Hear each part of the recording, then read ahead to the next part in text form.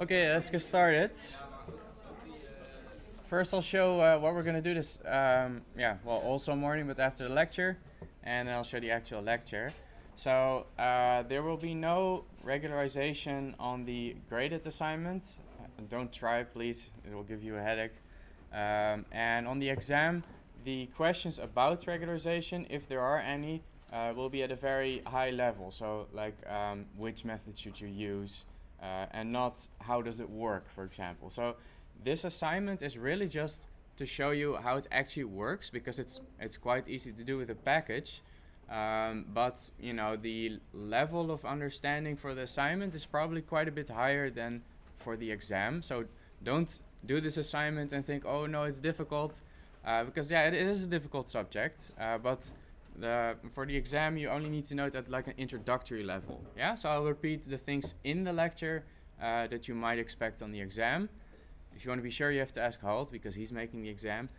But yeah, I just wanted to show you how you can actually work with this, because it's really useful and it's not super complicated with respect to programming.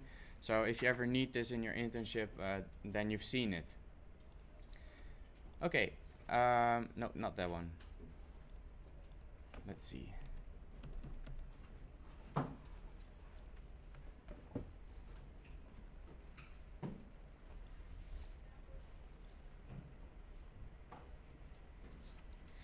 Yeah, so today's lecture is about regularization, which is another thing that we can add to our linear model so that it can do things that it was not able to do earlier.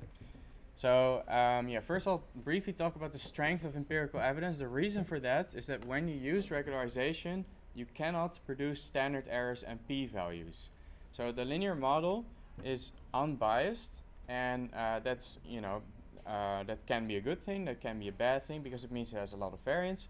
But it also means that inference under the linear model, if the assumptions are correct, is valid, right? You can use the p-values to determine if something is significant, or you can just look at standard errors and produce confidence intervals.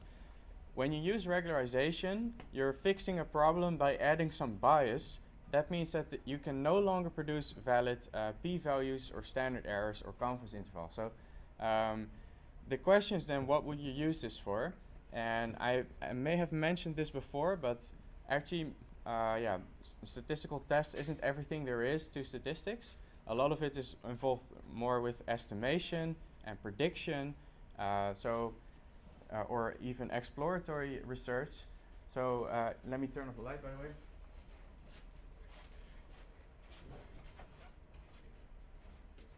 So if the purpose of your research is to do a confirmation, some confirmatory analysis, don't use this, because this is not going to give you yes or no answer. If the point is estimation, which of my variables affected positively, which affected this process negatively, or if the purpose is prediction, where you're just trying to fit a model and you're not sure which variables to include, so just use all of them, that's what this is for. Okay, so I'm going to show you the strength of empirical evidence in different terms, and show you where the p-value is on that scale and what other ways are to express how certain you are about something. Then I'm briefly going to talk about biological areas of research where you generally have a lot of explanatory variables, so a large number of parameters, p. And then we're going to talk about the problem when you have a small sample size, but you have a lot of explanatory variables, and how regularization can fix that.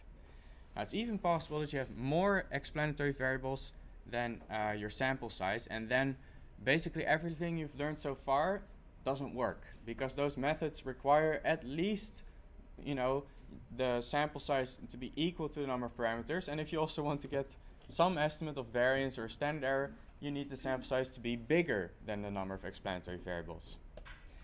And then finally we will get to how you can do analysis anyway in that scenario, and that is what regularization is for. Okay, so for the purpose of this lecture, I'm going to be using n and p a lot, so please keep this in mind. When I talk about n, I talk about the sample size. I mean the number of true replicates in your research. And when I talk about p, I mean the number of parameters in your model. So that's more or less the number of explanatory variables in your model. But if your model has an intercept, then p is 1 more than the number of explanatory variables, for example. Yeah. Finally, if you are interested in this, and you want to use this in your internship, for example, you should be aware that not everybody calls this the same thing, because it's been invented around the same time by different areas of research, like economics and biology and mathematics. Regularization is the mathematical term, but it's also known as penalized estimation, and even as shrinkage, which is the term used a lot in biology, because you shrink your coefficients. But we'll get to that. Okay, so here's a rough scale of the strength of your evidence. I already talked in the study design lecture about how evidence never constitutes proof. You can never be 100% certain about something. That's only possible in mathematics. But there are different degrees to which you can be confident in a certain statement. So the least confident you are when all you have is a prior belief, a null hypothesis, or in Bayesian statistics, a proper prior, because you have no data, right? Then the next thing would be anecdotal evidence. When you observe something once or a couple of times, that still doesn't really mean anything, but at least we have some data now. That's the weakest form of evidence. Then, if you see something a couple of times and it always indicates the same thing, that's what we call a trend, which is still not very strong evidence. And then the p-value comes in. Once we see that a trend is significant, when it is sufficiently far away from 0, then we call it significant, or we say that the sample fit is pretty good, and that's yet a little bit stronger evidence.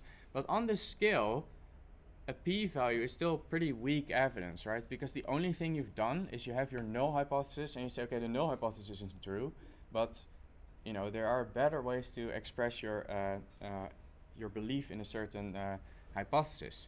So the next best thing, which I think you've already had, is called cross-validation.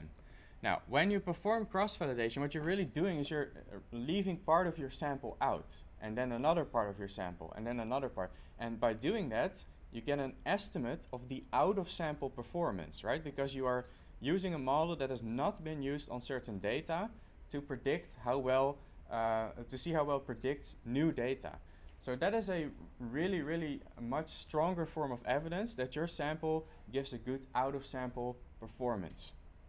Now, this is still called internal validation, because it's still your one study performed by your scientist and your equipment, and the data that your study produced. So you can't really generalize this to any new data produced by any study, any research group all over the world. So the next thing is if you have good performance on independent data. So unfortunately, this is still quite rare because it's difficult to get funding for this. But the real way to be more confident about something is to perform a replication study, where a different independent research group tries to replicate your results and then sees how much they differ or are in agreement with your conclusions. Now, the next step after that is that multiple research groups do this, and we only have this for certain topics in science, right? We have it for the effect of smoking on cancer rates, the effect of sugar on developing diabetes, and other things that have been studied so often that we can draw some sort of consensus conclusion, like what does a very large number of studies agree on. So that would be multiple external validation, which, by the way, is the topic of the lecture all the way at the end, called meta-analysis. Now, this is probably the strongest form of evidence you can get when a very large number of studies all more or less agree that one hypothesis is favored over another. So that's just to put the p-value into perspective, because the first time you're doing analysis and you can't produce p-values, you're probably like, but what do I conclude? So I just want to show you that there are other ways to express your evidence, like the error on independent data, for example. Okay. The actual required sample size depends on the complexity of the studies. We already talked about this. So if you have groups, how many groups do you have? Because every group needs to be represented by one or several samples. And if there's large variance, you need more samples also. In addition, let's see, yeah, there are some methods that just inherently introduce more measurement error, right? If you perform Western blot, you get, yeah, black spots which are smeared out. There is a lot of error in Western blots. But if you do something like nano drop, that's a very precise method, so then the measurement error is low.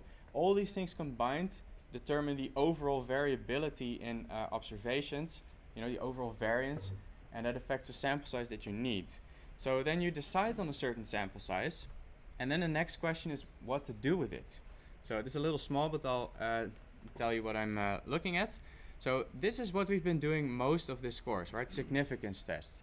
And I think for most of you, this is also, what would be useful for you, because most research is trying something new within biology, and most of the time you're working with sample sizes, maybe somewhere in the dozens, if you're really lucky, somewhere in the hundreds. But within the IBL, I haven't seen many data sets of in the thousands or tens of thousands observations. Because of that, significance test is really the only thing you can do, because you are making a set of assumptions to have a maximally powerful model, and then you can perform inference. You can say, okay, is this significantly different from that? But, the next step in this hierarchy would be to use regularized linear models. So that's the topic of today, where you let go of the whole significance thing and you're just going to look at how well does this model predict. After that, there are also other predictive models.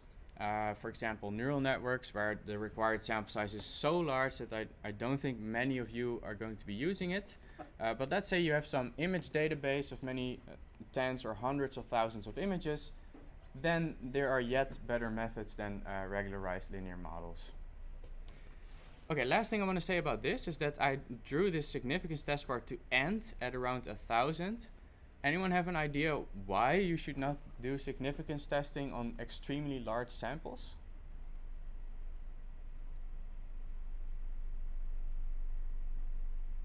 If you have too many samples, every difference is significant? Yes. So remember that a null hypothesis is not that the difference is small, but that it is zero. And when you have millions of observations, any null hypothesis can be rejected, right? Because no matter how small the difference is, with 1 million samples, you will be able to pick it up. So there comes a certain sample size when a p-value just doesn't tell you much anymore. Because, of course, the null hypothesis is wrong. We don't actually expect the difference to be precisely zero. We want to know if it is meaningfully larger than zero. And when your sample size is extremely large, a significance test cannot really give you the answer to that. Okay. So what if you have a lot of explanatory variables, right? The reason you would want to have a lot of explanatory variables is basically the things we talked about in the model selection lecture. Maybe you are worried about omitted variable bias or potential confounders. And if you just include everything, then there is no omitted variable bias because you're studying everything at once. But of course, that means you need a really large sample size, so you get this strange trade-off between what do I include in my research and how large is my sample size going to be. So as an example, the omics fields of systems biology, so genomics, proteomics, metabolomics, the whole goal is to have this holistic view of biology where you basically look at all components of a system at once. With genomics, you want to look at all genes at once. With proteomics, all proteins in a sample at a given time. Then you're working with hundreds or thousands of different explanatory variables for a process. So then it becomes rather difficult to just fit a normal linear model because the chance of some collinearity or your sample size being too small is rather serious. This type of research, where you try to look at everything at once, is called hypothesis-free. Not because you can't do hypothesis tests, but rather because you don't have a predefined idea of what exactly is and isn't going to affect the outcome. And you're just going to have your model tell you that. Now, examples is within biological research. Can't you make the p-value smaller? Yeah, you could make the p-value smaller, but there are ways to do that actually, to have it depend on the sample size. But the problem persists if you specify a point hypothesis where it should be exactly zero. But that's a bit beyond the scope of this lecture. So Yeah, single nucleotide polymorphisms in cancer. There are so many different single nucleotide polymorphisms you could consider. It becomes really large. Same with metabolites. There are just thousands of metabolites in any biological sample. Brain activity, because you're looking at voxels, so that's a three-dimensional pixel, and depending on your resolution, there are quite a lot of pixels to make an image of your brain. So with all of these types of research, you have a lot of variables. And the question is, what can we do with that, if not, the things we've learned so far? So the problem, let's first explain why it's a problem precisely, and then we'll get to the solution, which is regularization. The problem is that you have a lot of explanatory variables, and that sample size is limited, and we know that overfitting tends to occur if the sample size is close to the number of explanatory variables. That happens with almost every model that isn't regularized.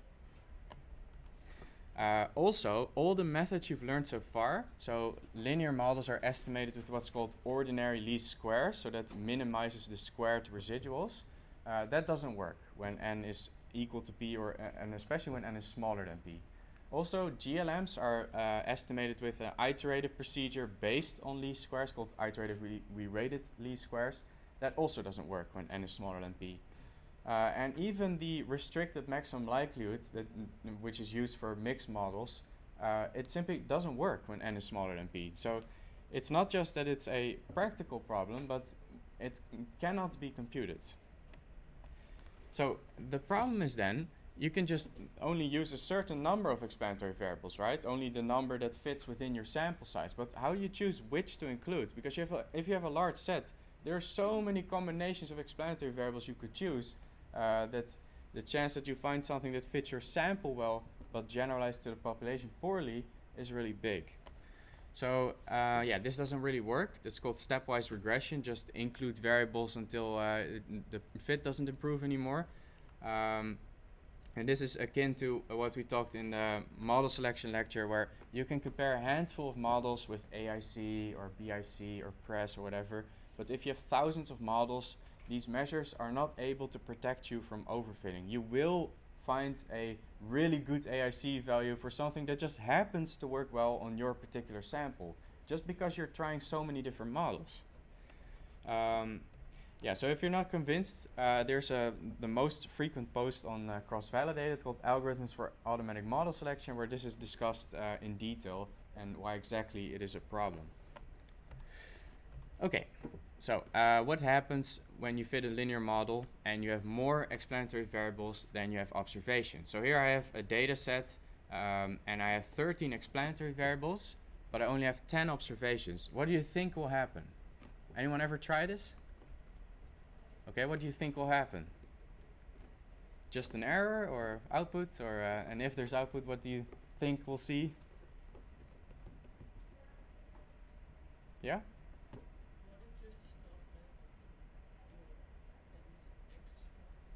Yeah, almost, because we also have to estimate an intercept, so it will stop at the 9th explanatory variable.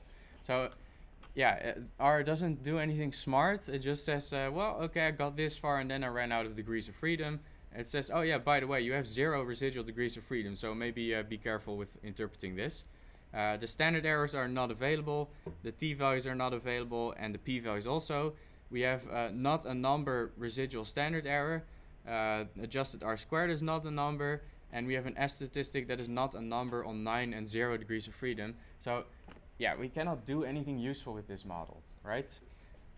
So that's the problem. And we haven't even seen all the 13 coefficients. We only see the first 9 of them. So this is a real issue. Okay, is there a fixed cutoff for the amount of models you can try to fit before the AIC isn't reliable anymore? No. I would say if you can count it on your hands, you can compare it. If you go any further than that, the chance that you are finding something spurious, so something that works well only in your sample, is really big. Okay, so we have to make a choice. Either we have to include less explanatory variables, or we have to,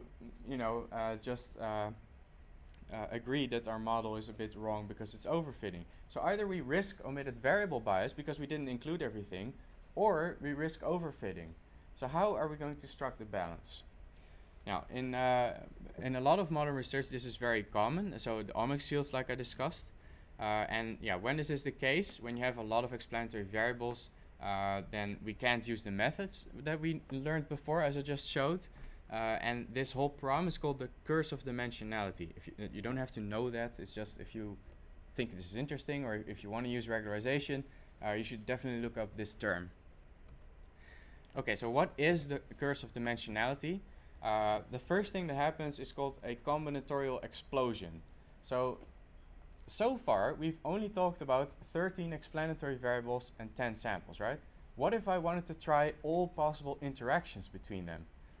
That grows really large, really fast, because if you have p variables, then there's 2 to the power of p potential interactions.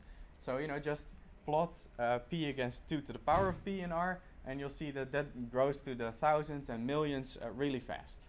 And that would mean that you need a sample size of in the thousands or in the millions, which we usually don't have the money for or the time.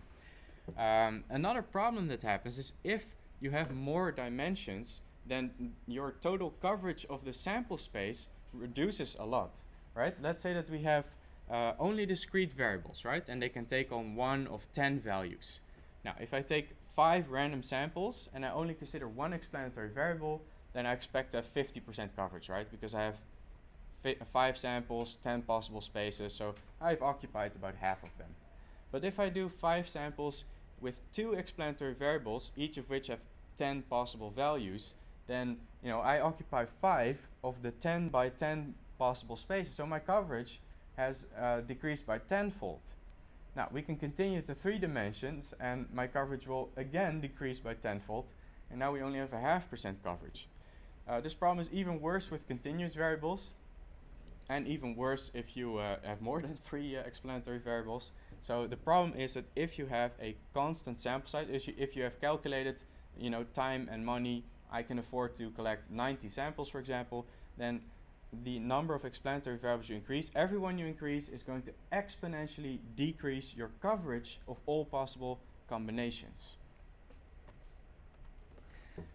Okay, how can we deal with it then?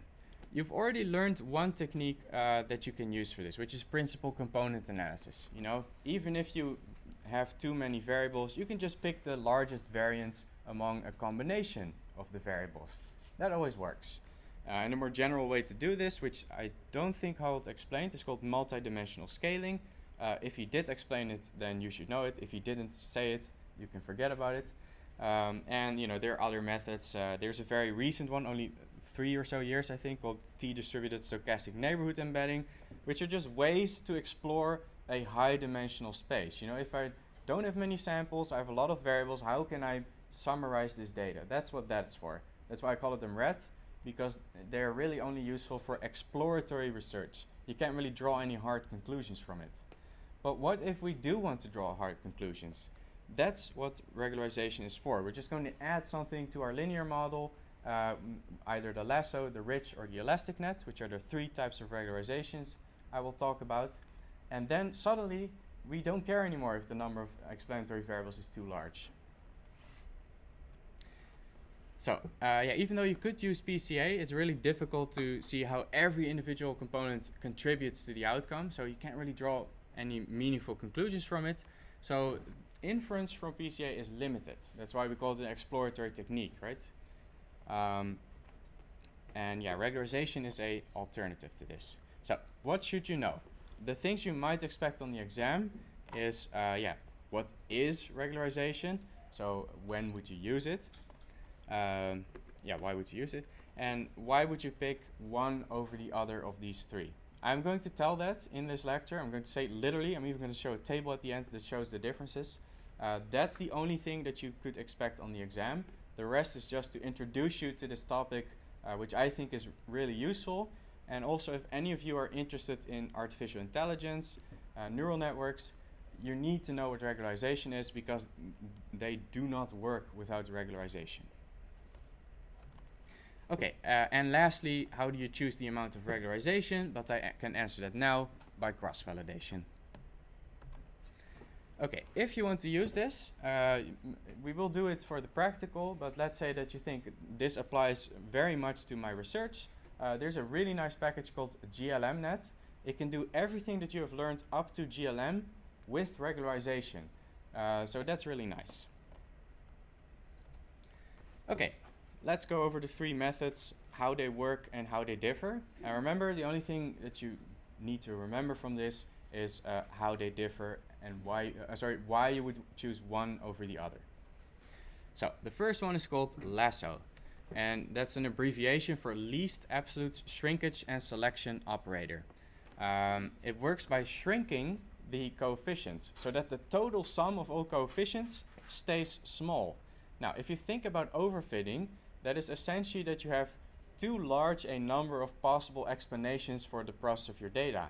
And shrinking just says, well, just keep the total size of coefficients small, and then you cannot overfit. So it's a very simple solution, and it works very well. Now, the special thing about Lasso is that some variables will not be shrunk a little bit, but they will be shrunk exactly to 0. Now, these variables, you can say that Lasso has thrown them away, right? And the remaining variables, the ones that are not 0, those have been selected by Lasso, so hence the name. Okay, I'm just going to show you how it works. Again, not part of the exam. This is the ordinarily squares objective. This is what you would do for an ordinary linear model where you assume a normal distribution. We're trying to find the parameters, so the intercept and the slopes, beta, that minimize the squared error from the actual outcome.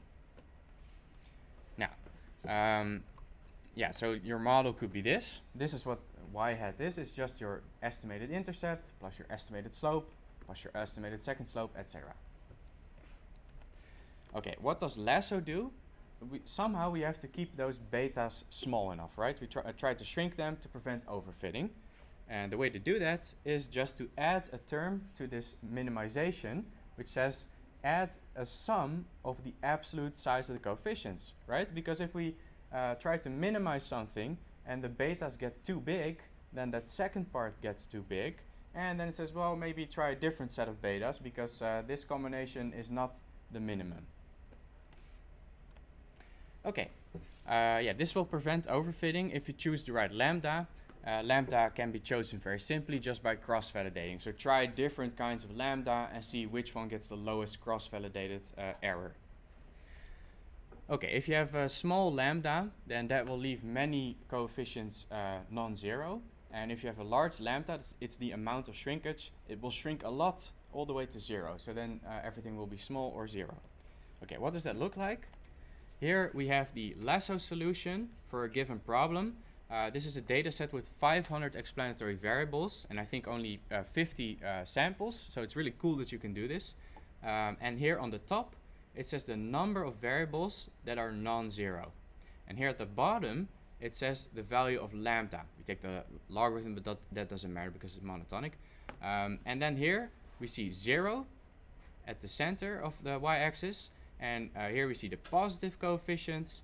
Here we see the negative coefficients. Now you can see if you have lambda very small, then everything can blow up to really large values. But as we increase lambda, values slowly get shrunk. And you can also see, I will zoom in for a moment to make it absolutely clear, that things get shrunk to 0 and disappear, right?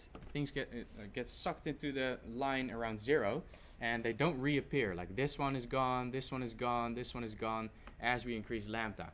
And all the way at the end, we only have 1, 2, 3, 4, 5 variables left here and 0 if we pick lambda extremely large, right? That's the number of variables that are not 0. So that's what it looks like. And this is how it works.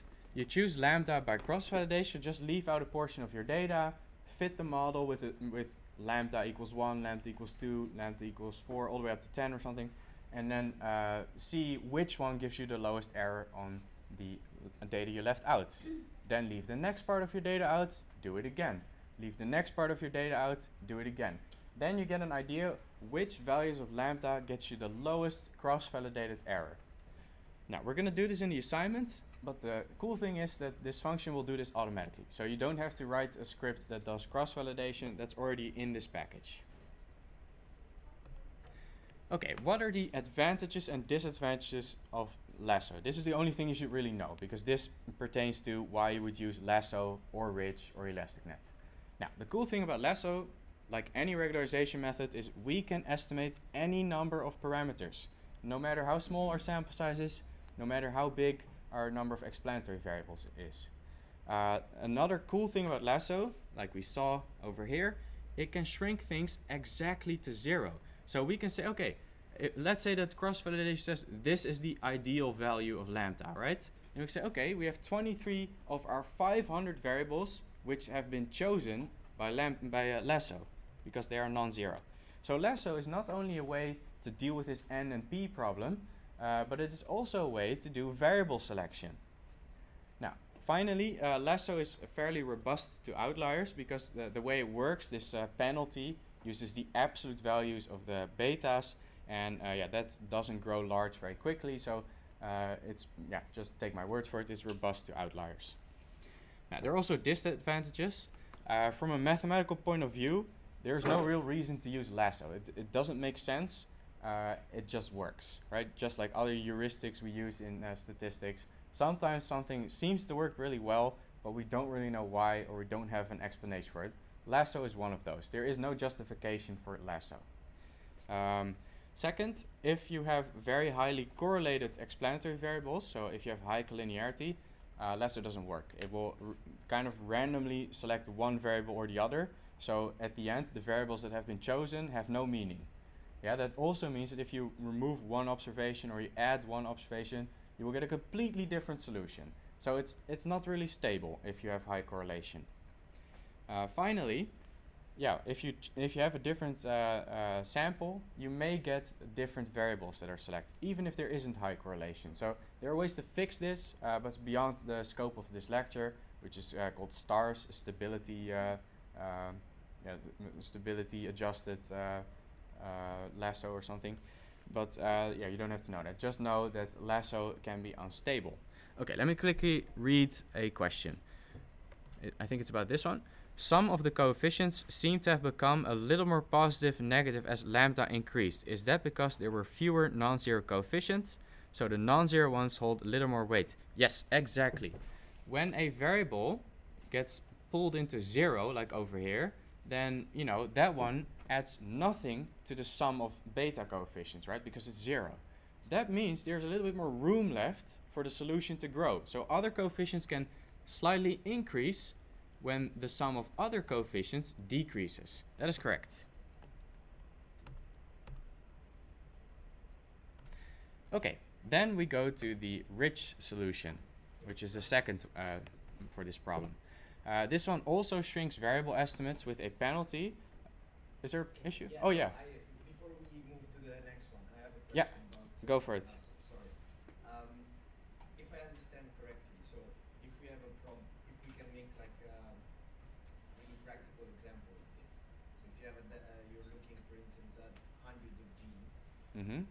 and is Lasso going to basically tell you, okay, rather than looking at 500 of them, you should focus on these 50 basically? You can do that. That is called the Relaxed Lasso. So, okay, what he proposes is you have Lasso select which variables to look at, and then only look at those. Okay, never do that with hypothesis testing, but with Lasso you can actually do that, and you can. But then again, you should apply Lasso regression to the ones that you selected, because they will be shrunk and they will not be overfitting. This is called Relaxed Lasso. You don't have to know this, but yes, it can be done, and it's actually quite common. Okay, second one, Ridge. Ridge regression is the oldest of the techniques because this started in mathematics, and this one has a really nice mathematical explanation. It works not by taking the absolute value of the beta coefficients, but the squared value. I'll show that in a couple slides. The problem with taking squared values, which I'll also show all the way at the end, not something you have to remember, but they cannot become exactly 0. so they will shrink towards 0, but whether you take a lambda of 1 or of 10 or of a million, you will always have the same 500 variables. So Ridge is not a variable selection tool. Now, the nice thing about Ridge is it shrinks proportionately. So if you have highly correlated variables, no problem. Everything will be shrunk proportionately. All correlations will be preserved. So yeah, mathematically it's a very appealing solution. It's the one that seems the most correct. Yeah, so this is what it looks like. Again, this is ordinarily squares. Choose your intercept and slopes such that the squared distance from the actual data is the smallest. And then what we're going to do is we're going to add a penalty, in this case for the squared coefficients. Yeah, so the coefficients should remain small such that the sum of both the errors on the data set, or no, a response variable I mean, and the sum of coefficients, that total remains small enough. Yeah? Okay. Oh yeah, sorry, I skipped the most important part. The reason why mathematicians like this, and statisticians also, is because this is equal to assuming that the betas come from a normal distribution. So it's like saying if I have thousands of explanatory effects, then I expect most of them to have no effect. I expect some of them to have a negative effect, some positive effect. I expect large effects to be more rare and larger effects to be rare in both directions. That's a normal distribution. And for genes, this could make sense. For proteins, this definitely makes sense. So there are cases where this is a very reasonable assumption. Okay. Yeah, it works more or less the same as what I just explained. You have to choose lambda, which we do through cross-validation. And yeah, lambda is the amount of regularization, right? If we increase this value, then we increase the penalty, and then it allows for a smaller sum of coefficients. Now, what does Ridge look like? It looks quite different than the lasso solution, right?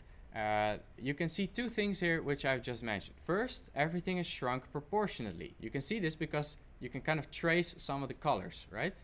And where they were over here corresponds to where they were over here. The proportional distance remains the same. The other thing you can see is that nothing goes to 0, right? It goes towards 0, but nothing becomes 0.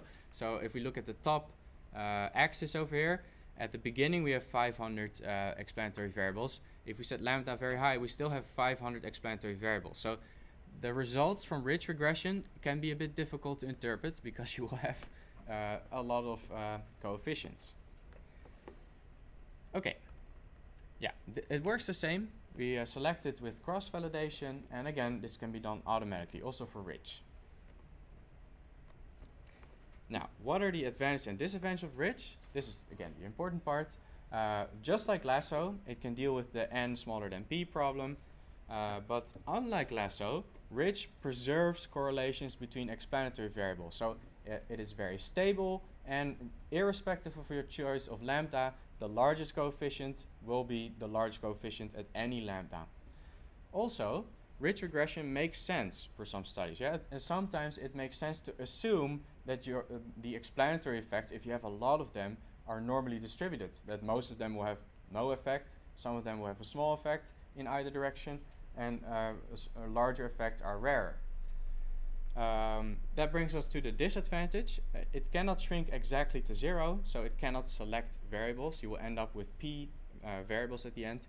And it is quite sensitive to outliers, because if you remember from ordinary linear regression, that method is already sensitive to outliers, and we always check it in the diagnostics if there's high leverage or a high Cook's distance. But now we're not only having a squared value of the difference from the observed outcome, but we also have a squared value of the betas. So if there's an outlier and it pulls on the estimate, then the beta squared explodes and the residual squared explodes. So if you have outliers with ridge regression, it's not going to work very well. And that brings us to the last one, which is just a combination of the previous two. So the elastic net combines the lasso and the ridge. It shrinks variable estimates by having a mixture of the absolute values of the coefficients, which is lasso, and the squared values of the coefficients, which is rich. Now, the nice thing is that it can shrink more or less proportionately, like rich, so it will preserve correlation, it will work with collinearity, and variables can become exactly zero. So we now have both the nice properties of rich and of lasso. Now, yeah, this is what that looks like. We have some mixing parameter alpha, and it mixes the amount of lasso and the amount of rich. And then what we see over here is just, again, the lasso penalty and the rich penalty. Yeah, and this half is just there for mathematical reasons, but not important. Okay, the way lambda is chosen, again, the same by cross-validation. The problem is that you don't only have to choose lambda, you also have to choose this mixing parameter, right? Like how much lasso, how much rich do I want? So we have two things to optimize, which is not something we discussed in the course. You could search a grid in 2 dimensions, like lambda this, alpha that, lambda this, alpha that. That is incredibly slow. So it's not something I recommend. If you really need this for your internship, I will show you a package later that can do it automatically in a better way. But just take my word for it that optimizing more than one thing at once is more difficult. Okay, what does elastic net look like? Here we have the lasso on the left. Then in the middle, we have the rich solution, which can shrink proportionally, but not to zero. And here we have the elastic net, which has some of the roundness that we see in the rich solution. So it preserves proportionality a little bit, but also some variables will get exactly to zero. So again, we have this variable selection property. So it's not best of both worlds, it's just a little bit of both worlds. So if you need a little bit of both, it can be done, and it's called elastic net. Yeah, again, selection is the same, except we have 2 parameters to optimize, both the amount of shrinkage lambda and the mixing parameter alpha, which is how much rich, how much lasso. Yeah, don't do this with the grid search, it will take forever. But there are nice ways to search in 2-dimensional space, not part of the course, but if you want to do this, the package Caret can do this automatically. Okay, before I get to the summary, I'm going to read a question here. I'm a bit behind, so maybe mention it later on. Where does PLS come in? Where does partial least squares come in? Looking at your slide of how to deal with NP. It's not only explorative, but also predictive. Yeah, good question. The answer is partial least squares is a form of regularization. Yeah, so it belongs to that blue list. Okay, lasso, rich, and elastic net. The first one takes the absolute value of the penalty, lasso. The rich took the squared penalty of the coefficients. And elastic net takes some combination of the two. Now, lasso is nice because it selects variables. Elastic net can do that too, but rich cannot. Lasso is just one of those things, like a lot of things in machine learning, that, well, it works, so let's use it, but we don't really know why it works. Rich is actually, in Bayesian statistics, the most probable solution if you make certain assumptions about beta. So if you put a normal prior on beta, I don't expect you to know what it means, because you haven't had Bayesian statistics. I just want to say that there is a justification for it. Elastic net also is one of those things people say, hey, let's use a little bit of the nice solution, a little bit of the shitty one that works really well. It has no justification. It's just convenient. Okay, problem with lasso is it's really unstable. It can select randomly one variable among a set of correlated variables. And if you remove one observation, it'll pick another one. And if you set the precision slightly different, it will choose another one. So that's an issue. Rich has no problem with correlation between explanatory variables at all. It preserves correlation and it shrinks proportionally. So if you have highly correlated data, rich regression is really the thing you need. Now, elastic net has a bit of both properties, so it can deal with correlated variables if you don't have too much lasso shrinkage, right? Because we choose the mixing parameter, how much lasso, how much rich. If you keep that on the side of rich, then elastic net can also deal with correlated variables. Okay, finally, the parameter estimates. This last part, you don't have to remember this. This is not relevant for this course. but yeah, all of them work to fix this n smaller than p problem, and all of them can be combined with everything you've learned so far. It is possible to regularize mixed models, for example.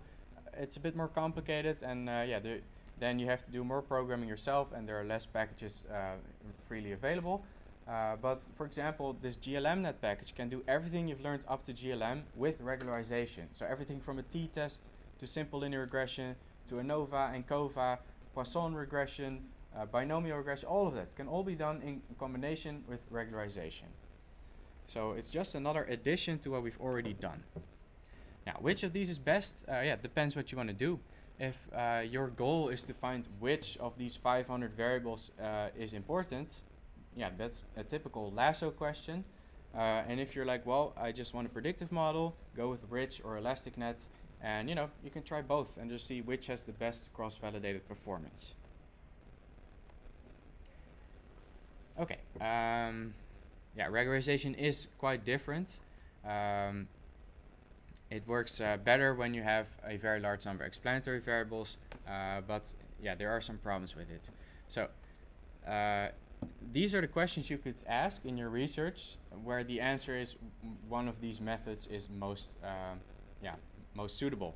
If the point is to do some sort of variable selection, lasso or elastic net, depending on whether your variables are correlated, right? Because lasso cannot deal with it, elastic net can. If you just want to know how every variable in a large set affects the outcome, rich is the more substantiated approach to do that, and also it tends to predict better than lasso.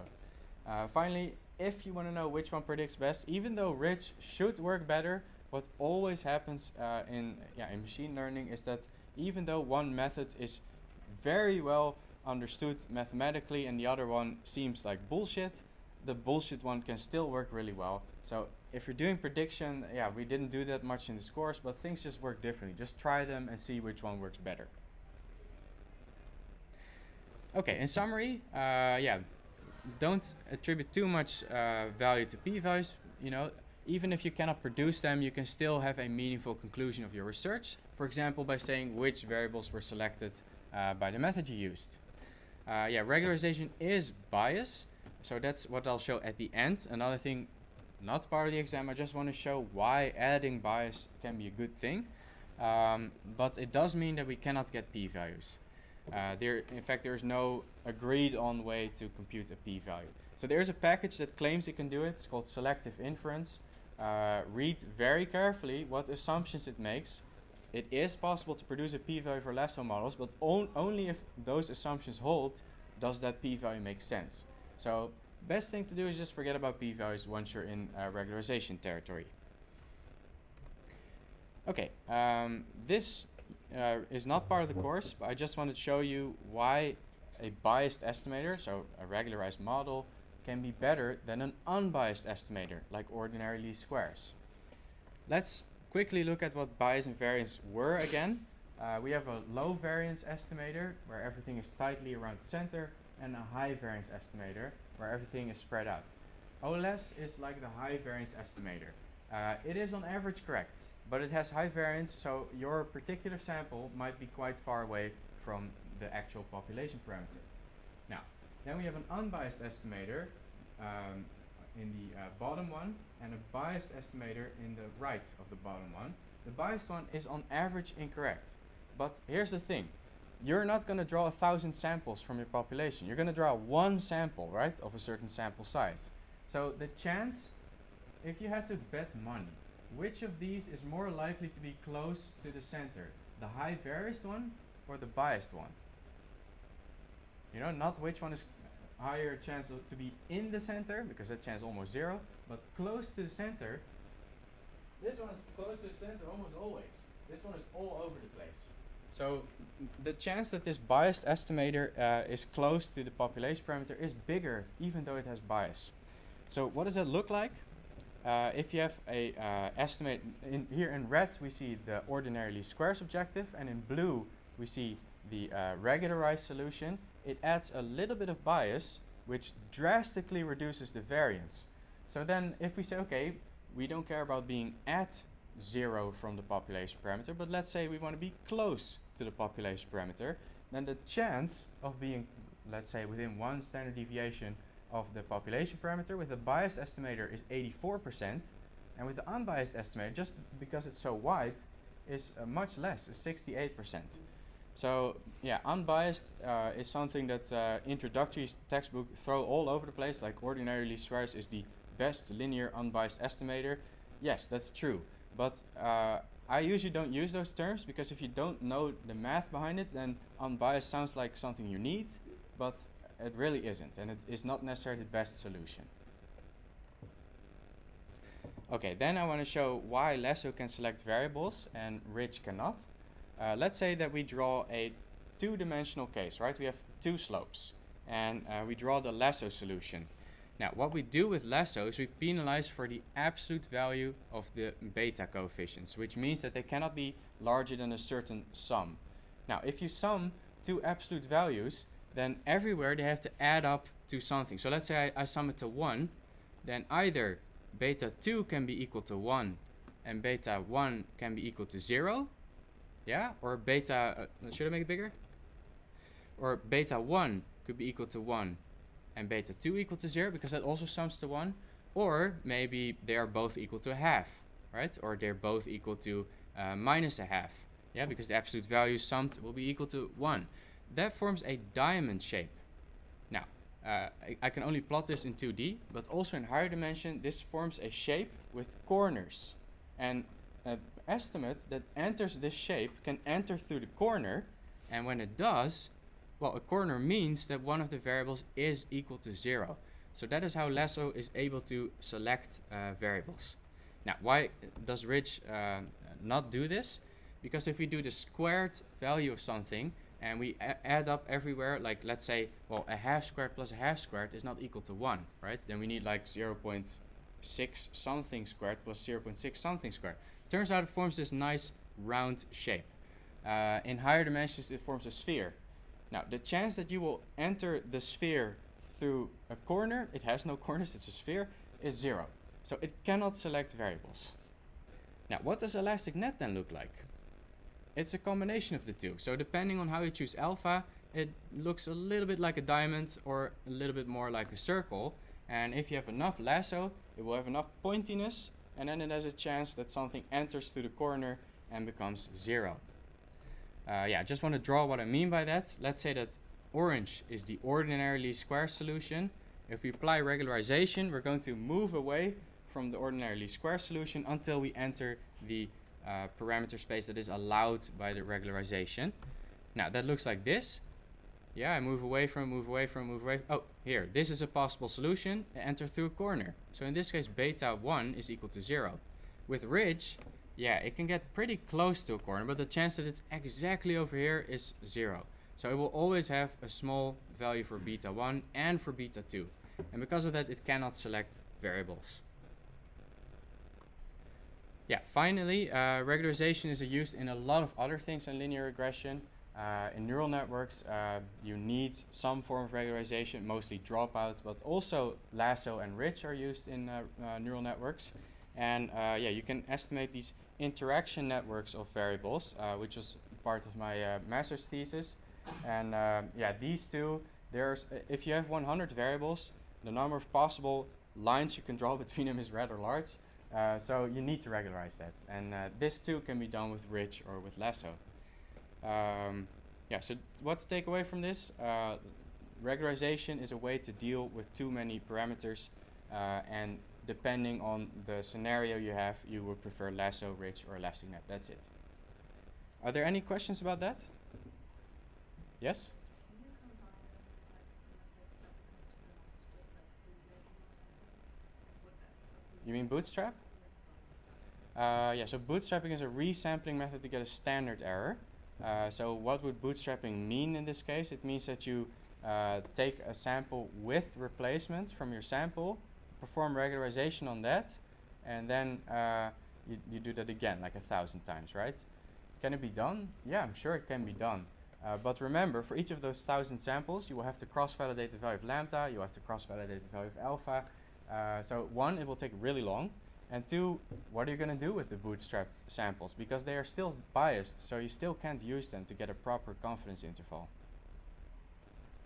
Yeah, but yeah, we use cross-validation in this. We can do regularization with any kind of linear model. So you can combine it with a lot of the things you've learned so far, but not with everything. Any other questions? Okay. The assignment is on Brightspace. Yeah, you can download it and then it will look like this. There's this first part. That's just to generate data. So you don't have to read this. You don't have to try and understand. Of course, if you want, go for it. But just run it. That will generate the data sets. And then the assignment is over here. Yeah, and it's just do it and look and see what it looks like, just so you get a feel for it.